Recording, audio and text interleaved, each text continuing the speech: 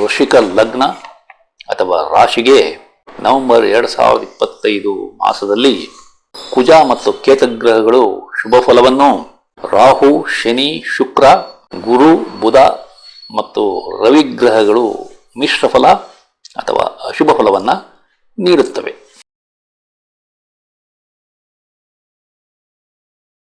ಆತ್ಮೀಯರೇ, ತಮಗೆಲ್ಲ astro secret by Shiva ಚಾನಲ್ಗೆ ಆತ್ಮೀಯ ಸ್ವಾಗತ. ತಾವುಗಳೆಲ್ಲ ಪ್ರೀತಿ ವಿಶ್ವಾಸದಿಂದ ನನ್ನ ಚಾನಲ್ ಅನ್ನು ವೀಕ್ಷಣೆ ಮಾಡುತ್ತಿರುವುದಕ್ಕೆ ನನ್ನ ಅನಂತ ವಂದನೆಗಳು.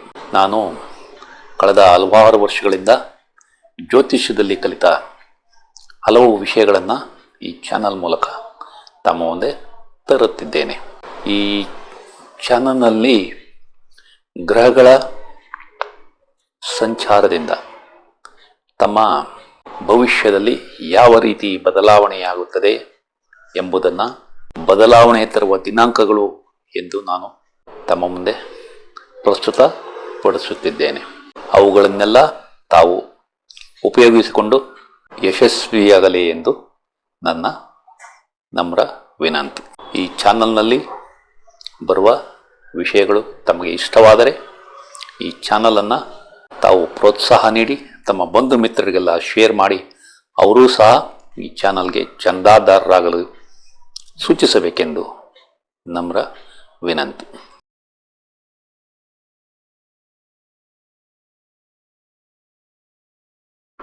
ನವೆಂಬರ್ 2025 ಮಾಸದಲ್ಲಿ ಬದಲಾವಣೆ ತರುವ ದಿನಾಂಕಗಳು 3, 6, 8, 17, 18, 20, 22, 24, 25 ಮತ್ತು 26. ಈ ದಿನಾಂಕಗಳನ್ನು ತಾವು ಒಂದೆಡೆ ಬರೆದಿಟ್ಟುಕೊಂಡು ಆ ದಿನಗಳು ಅಥವಾ ಆ ದಿನಗಳ ನಂತರ ಆಗುವ ಬದಲಾವಣೆಗಳನ್ನು ಪರಿಶೀಲನೆ ಮಾಡಿ.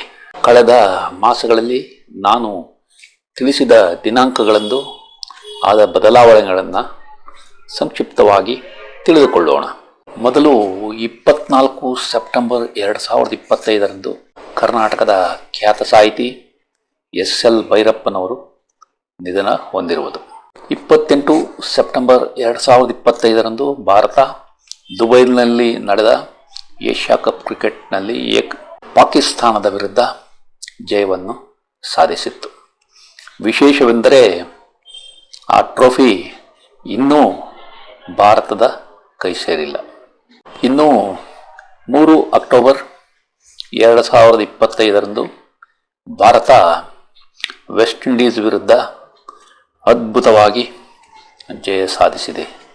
ಆ ಪಂದ್ಯದಲ್ಲಿ 3 ಸೆಂಚುರಿಗಳು ಬಂದಿರುವುದು ವಿಶೇಷ.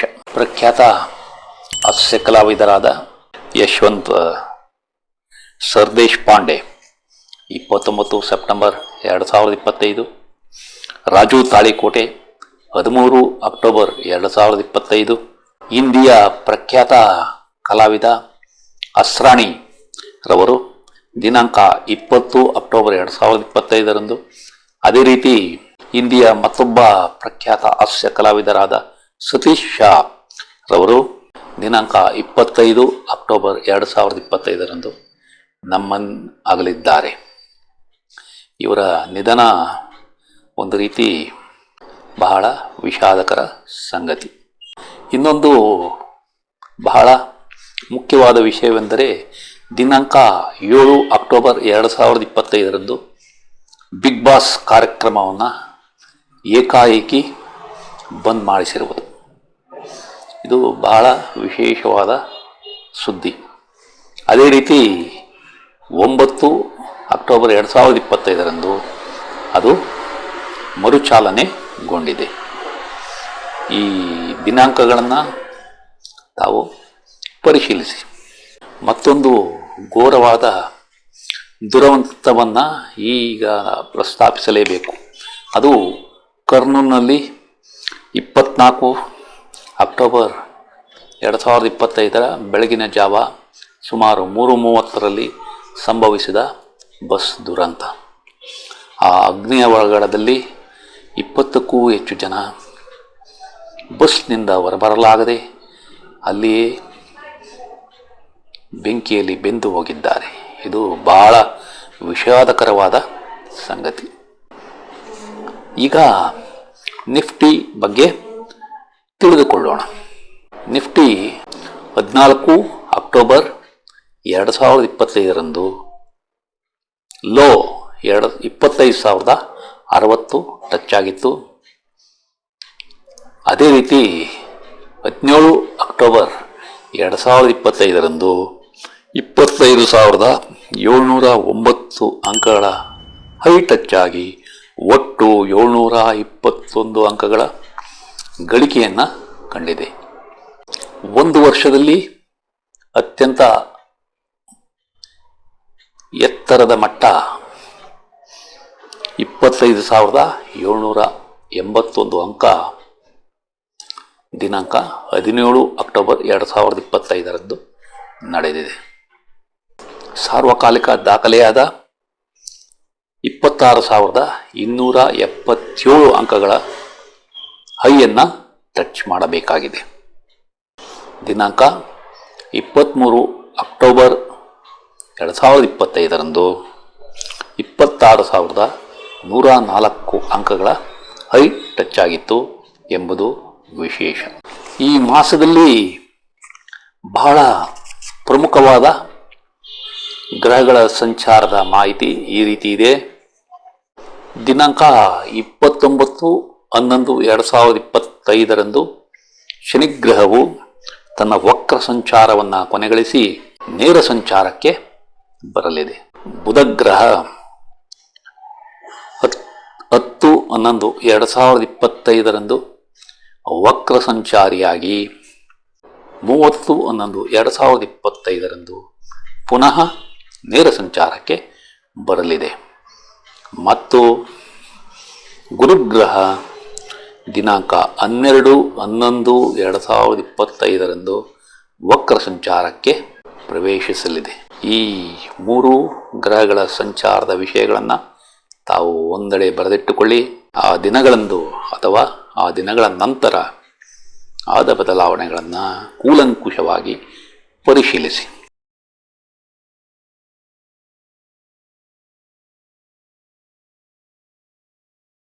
ನಿಮಗೆ ಪಿತ್ರಾರ್ಜಿತ ಆಸ್ತಿಗಳು ಸಿಗುವ ಸಂಭವ ಇದೆ. ನಿಮಗೆ ಬರಬೇಕಾದ ಇನ್ಶೂರೆನ್ಸ್ ಹಣ ಕೈ ಸೇರಲಿದೆ. ನಿಮ್ಮ ವಿದೇಶದಲ್ಲಿನ ಹಣಕಾಸಿನ ವ್ಯವಹಾರದಲ್ಲಿ ಯಶಸ್ಸನ್ನು ಕಾಣುತ್ತೀರಿ. ನೀವು ಕೆಲಸದಿಂದ ವಜಾ ಆಗಿದ್ದರೆ ಅಥವಾ ಕಡ್ಡಾಯ ನಿವೃತ್ತಿಯಾಗಿದ್ದರೆ ಮರು ನೇಮಕ ಸಂಭವ ಇದೆ. ನಿಮಗೆ ಈ ಅವಧಿಯಲ್ಲಿ ಕೆಲಸ ಮಾಡುವ ಹುಮ್ಮಸ್ಸು ಚೆನ್ನಾಗಿರಲಿದೆ. ಈ ಅವಧಿಯಲ್ಲಿ ನಿಮ್ಮ ಧೈರ್ಯ ಹೆಚ್ಚಾಗಿರುತ್ತದೆ. ನೀವು ಪತ್ರ ವ್ಯವಹಾರಗಳನ್ನು ಮಾಡುತ್ತಿದ್ದರೆ ಈ ಅವಧಿಯಲ್ಲಿ ಯಶಸ್ಸನ್ನು ಕಾಣುತ್ತೀರಿ. ನೀವು ಮನೆ ಮಾರಾಟ ಮತ್ತು ಮನೆಯ ಬದಲಾವಣೆಯನ್ನು ಈ ಅವಧಿಯಲ್ಲಿ ಮಾಡಬಹುದು. ನೀವು ಆಸ್ತಿ ವಿಭಜನೆ ಮಾಡಬೇಕೆಂದಿದ್ದರೆ ಅದು ಈ ಅವಧಿಯಲ್ಲಿ ಯಶಸ್ಸನ್ನು ತಂದುಕೊಡಲಿದೆ. ನಿಮ್ಮ ಸ್ನೇಹಿತರು, ಹಿಂಬಾಲಕರು ಮತ್ತು ಸಹೋದ್ಯೋಗಿಗಳಿಂದ ನಿಮಗೆ ಉತ್ತಮ ಸಹಾಯ ಸಹಕಾರ ಸಿಗಲಿದೆ. ಈ ಅವಧಿಯಲ್ಲಿ ನಿಮಗೆ ಮದುವೆ ನಿಶ್ಚಯ ಆಗಬಹುದು. ನಿಮ್ಮ ಸಂಗಾತಿಯೊಂದಿಗೆ ಒಳ್ಳೆಯ ಸಂಬಂಧವನ್ನು ಹೊಂದುತ್ತೀರಿ. ನಿಮ್ಮ ವ್ಯವಹಾರದಲ್ಲಿ ಪಾಲುದಾರರ ಸಹಕಾರ ಚೆನ್ನಾಗಿರಲಿದೆ. ನಿಮ್ಮ ಕೋರ್ಟ್ ವ್ಯಾಜ್ಯಗಳು ಮತ್ತು ದಾವೆಗಳು ಯಶಸ್ಸನ್ನು ಕಾಣುತ್ತವೆ. ನೀವು ಕಾಂಟ್ರಾಕ್ಟ್ ವ್ಯವಹಾರ ಮಾಡುತ್ತಿದ್ದರೆ ಅದರಲ್ಲಿ ಯಶಸ್ಸನ್ನು ಕಾಣುತ್ತೀರಿ. ನಿಮ್ಮ ಪ್ರಯಾಣಗಳು ಸುಖಕರವಾಗಿರುತ್ತವೆ. ನಿಮಗೆ ವಿದೇಶದಲ್ಲಿ ಉತ್ತಮ ಸಂಬಂಧ ಮತ್ತು ಯಶಸ್ಸು ಸಿಗಲಿದೆ. ನಿಮ್ಮ ತಂದೆಯ ಸ್ನೇಹಿತರೊಂದಿಗೆ ತಾವು ಪಾಲುದಾರಿಕೆ ವ್ಯವಹಾರವನ್ನು ಈ ಅವಧಿಯಲ್ಲಿ ಮಾಡಬಹುದು. ನೀವು PhD ಪದವಿಗಾಗಿ ಯತ್ನಿಸುತ್ತಿದ್ದರೆ ಅದು ಈ ಅವಧಿಯಲ್ಲಿ ಯಶಸ್ಸನ್ನು ಕಾಣುತ್ತದೆ. ನೀವು ಕುಟುಂಬದಿಂದ ದೂರ ಅಂದರೆ ಸ್ಥಳ ಬದಲಾವಣೆ ಮಾಡಬೇಕಾಗಬಹುದು. ನೀವು ವಿದೇಶದಲ್ಲಿ ವಾಸ ಮತ್ತು ಅಲ್ಲಿ ಯಶಸ್ಸಿಗಾಗಿ ಯತ್ನಿಸಿದರೆ ಅದು ಈ ಅವಧಿಯಲ್ಲಿ ಸಾಧ್ಯವಿದೆ. ನಿಮಗೆ ದತ್ತಿ ಸಂಸ್ಥೆಗಳ ಸಹಾಯ ಕೂಡ ಸಿಗಲಿದೆ. ನಿಮ್ಮ ಜೀವನದಲ್ಲಿ ಕಷ್ಟಗಳು ದಿನೇ ದಿನೇ ಜಾಸ್ತಿಯಾಗುತ್ತವೆ. ನಿಮ್ಮ ಅಕ್ಕಪಕ್ಕದ ಮನೆಯವರಿಂದ ತೊಂದರೆ ಮತ್ತು ಕಿರಿಕಿರಿಯನ್ನು ಅನುಭವಿಸುತ್ತೀರಿ. ನಿಮ್ಮ ವ್ಯಕ್ತಿತ್ವ ಮತ್ತು ಬುದ್ಧಿಶಕ್ತಿಗೆ ತೊಂದರೆ ಕಂಡುಬರಲಿದೆ. ನಿಮ್ಮ ಹಾಸ್ಟೆಲ್ನಲ್ಲಿರುವ ಮಕ್ಕಳು ಯಾವುದಾದರೊಂದು ಸಮಸ್ಯೆಗೆ ಸಿಲುಕುತ್ತಾರೆ. ನೀವು ಪ್ರಯಾಣದಲ್ಲಿ ಆದಷ್ಟು ಹುಷಾರಾಗಿರಿ. ಅಪಘಾತವಾಗುವ ಸಂಭವ ಇದೆ. ನಿಮ್ಮ ಕುಟುಂಬದಲ್ಲಿ ಸಂತಾನ ನಿಧಾನವಾಗಲಿದೆ. ನೀವು ಈ ಅವಧಿಯಲ್ಲಿ ಪ್ರೀತಿಸಿ ಮದುವೆಗಾಗಿ ಯತ್ನಿಸಿದರೆ ಅದು ಸಾಧ್ಯವಿಲ್ಲ. ನೀವು ಸಿನಿಮಾ ಅಥವಾ ಧಾರಾವಾಹಿಗಳಲ್ಲಿ ಕೆಲಸ ಮಾಡುತ್ತಿದ್ದರೆ ಮತ್ತು ಕ್ರೀಡಾಪಟುವಾಗಿದ್ದರೆ ಈ ಅವಧಿಯಲ್ಲಿ ಯಶಸ್ಸು ಕಡಿಮೆ ಇರಲಿದೆ. ನಿಮ್ಮ ತಾಯಿಗೆ ಸಂಕಟಗಳು ಜಾಸ್ತಿಯಾಗಿ ಆರೋಗ್ಯ ಸಮಸ್ಯೆ ಬರಬಹುದು. ನಿಮ್ಮ ಮನೆಯಲ್ಲಿ ಅಶಾಂತಿಯ ವಾತಾವರಣ ಕಂಡುಬರಲಿದೆ. ನೀವು ವಾಹನ, ಜಮೀನು ಅಥವಾ ತೋಟ ಖರೀದಿಗಾಗಿ ಯತ್ನಿಸಿದರೆ ಈ ಅವಧಿಯಲ್ಲಿ ಯಶಸ್ಸು ಸಿಗುವುದಿಲ್ಲ. ನಿಮ್ಮ ಮಕ್ಕಳ ಸ್ಕೂಲ್ ವಿದ್ಯಾಭ್ಯಾಸದಲ್ಲಿ ಯಶಸ್ಸು ಕಷ್ಟಕರವಾಗಲಿದೆ. ನೀವು ರಿಯಲ್ ಎಸ್ಟೇಟ್ ವ್ಯವಹಾರ ಮಾಡುತ್ತಿದ್ದರೆ ಈ ಅವಧಿಯಲ್ಲಿ ಯಶಸ್ಸು ಕಡಿಮೆ ಇರಲಿದೆ. ನೀವು ಕೃಷಿಕರಾಗಿದ್ದರೆ ನಿಮಗೆ ಲಾಭ ಕಡಿಮೆ ಸಿಗಲಿದೆ. ನಿಮಗೆ ಕೆಲಸದಲ್ಲಿ ಯಶಸ್ಸು ಕಷ್ಟವಾಗಲಿದೆ. ಈ ಅವಧಿಯಲ್ಲಿ ನಿಮಗೆ ಕಾರ್ಮಿಕರ ಸಹಕಾರ ಸರಿಯಾಗಿ ಸಿಗುವುದಿಲ್ಲ. ನೀವು ಈ ಅವಧಿಯಲ್ಲಿ ಸಾಲವನ್ನು ಕೊಡಬೇಡಿ, ಏಕೆಂದರೆ ಕೊಟ್ಟ ಸಾಲ ವಾಪಸ್ ಸಿಗುವುದು ನಿಧಾನವಾಗಲಿದೆ. ನಿಮಗೆ ವ್ಯಾಪಾರದಲ್ಲಿ ಅಥವಾ ಕಚೇರಿಯಲ್ಲಿ ಬಾಕಿ ಬರಬೇಕಾದ ಹಣ ನಿಮ್ಮ ಕೈ ಸೇರುವುದು ನಿಧಾನವಾಗಲಿದೆ. ನೀವು ಬಾಡಿಗೆಗಾಗಿ ಮನೆಯನ್ನು ಅಥವಾ ವಾಣಿಜ್ಯ ಮಳಿಗೆಯನ್ನು ಕೊಟ್ಟಿದ್ದರೆ ಆ ಬಾಡಿಗೆದಾರರಿಂದ ತಾವು ಕಿರಿಕಿರಿಯನ್ನು ಅನುಭವಿಸುತ್ತೀರಿ. ನಿಮ್ಮ ತಂದೆಯ ಕೆಲಸ ಅಥವಾ ವ್ಯಾಪಾರದಲ್ಲಿ ಯಶಸ್ಸು ನಿಧಾನವಾಗಲಿದೆ.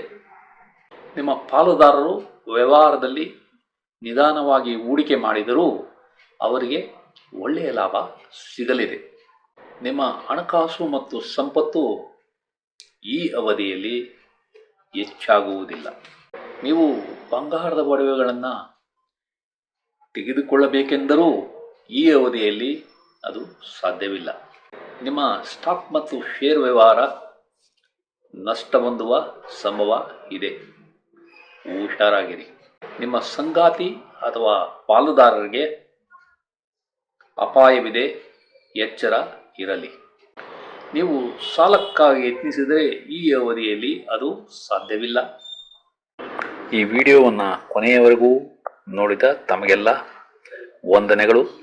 ಈ ವಿಡಿಯೋದಲ್ಲಿರುವ ವಿಷಯಗಳು ತಮಗೆ ಇಷ್ಟವಾದರೆ ಈ ವಿಡಿಯೋವನ್ನು ತಮ್ಮ ಬಂಧು ಮಿತ್ರರಿಗೆಲ್ಲ ಶೇರ್ ಮಾಡಿ, ಅವರೂ ಸಹ ಈ ಚಾನಲ್ಗೆ ಸಬ್ಸ್ಕ್ರೈಬ್ ಆಗುವಂತೆ ಮಾಡಿ ಎಂದು ಕೋರುತ್ತಿದ್ದೇನೆ. ವಂದನೆಗಳು.